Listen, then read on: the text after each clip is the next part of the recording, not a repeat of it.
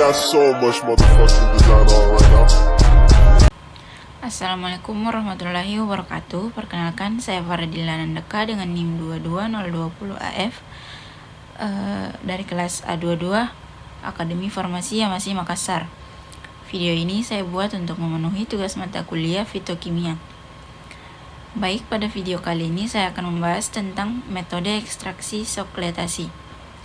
Nah, pertama-tama apa sih sokletasi itu?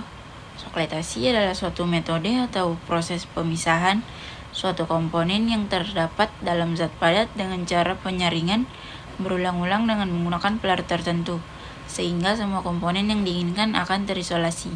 Kemudian adapun prinsip sokletasi, prinsipnya yaitu penyaringan yang berulang-ulang sehingga hasil yang didapat sempurna dan pelarut yang digunakan relatif sedikit. Bila penyaringan ini telah selesai, maka pelarutnya diuapkan kembali dan sisanya adalah zat yang tersari.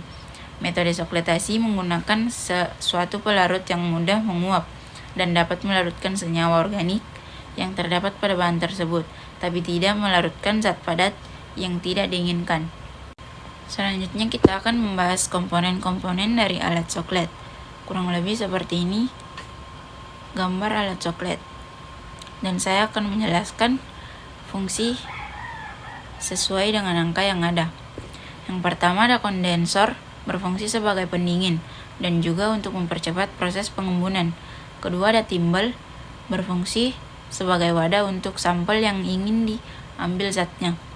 Ketiga ada pipa F, berfungsi sebagai jalannya uap bagi pelarut yang menguap dari proses penguapan. Keempat sifon, berfungsi sebagai perhitungan siklus bila pada sifon larutannya penuh kemudian jatuh ke labu alas bulat, maka hal ini dinamakan satu siklus.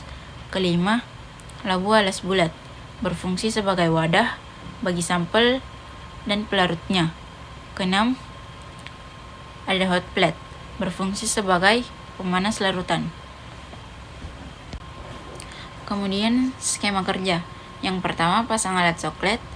Kedua, haluskan dan keringkan sampel. Ketiga, bungkus sampel dengan kertas saring atau selongsong. Ikat dengan benang, masukkan ke dalam timbal. Keempat, masukkan pelarut sebanyak 1,5 x volume ekstraktor soklet. Kelima, lakukan sokletasi sampai pelarut tidak berwarna. Keenam, keluarkan sampel lalu panaskan untuk memisahkan pelarut dari senyawa hasil ekstraksi. Kemudian cara menghentikan sokletasi adalah dengan menghentikan pemanasan yang sedang berlangsung. Sebagai catatan, sampel yang digunakan dalam sokletasi harus dihindarkan dari sinar matahari langsung. Jika sampai terkena sinar matahari, senyawa dalam sampel akan berfotosintesis sehingga terjadi penguraian atau dekomposisi. Hal ini akan menimbulkan senyawa baru yang disebut senyawa artefak, hingga dikatakan sampel tidak alami lagi. Dan sokletasi diberhentikan apabila yang pertama, pelarut digunakan tidak berwarna lagi. Kedua, sampel yang digunakan diletakkan di atas kaca arloji tidak menimbulkan bercak lagi. Ketiga, hasil sokletasi diuji dengan pelarut tidak mengalami perubahan yang spesifik. Dan yang terakhir, keunggulan dan kelemahan sokletasi. Keunggulan sokletasi yang pertama, sampel diekstraksi dengan sempurna karena dilakukan berulang-ulang. Kedua, jumlah pelarut yang digunakan sedikit. Ketiga, proses sokletasi berlangsung cepat. Keempat, sampel yang diperlukan sedikit. Kelima, pelarut organik dapat mengambil senyawa organik berulang kali. Kelemahan sokletasi. Yang pertama, tidak baik dipakai untuk mengekstraksi bahan-bahan tumbuhan yang mudah rusak atau senyawa-senyawa yang tidak tahan panas karena akan terjadi penguraian. Kedua, harus dilakukan identifikasi setelah penyaringan dengan menggunakan pereaksi Mayer, Na, Wagner, dan reagen-reagen lainnya.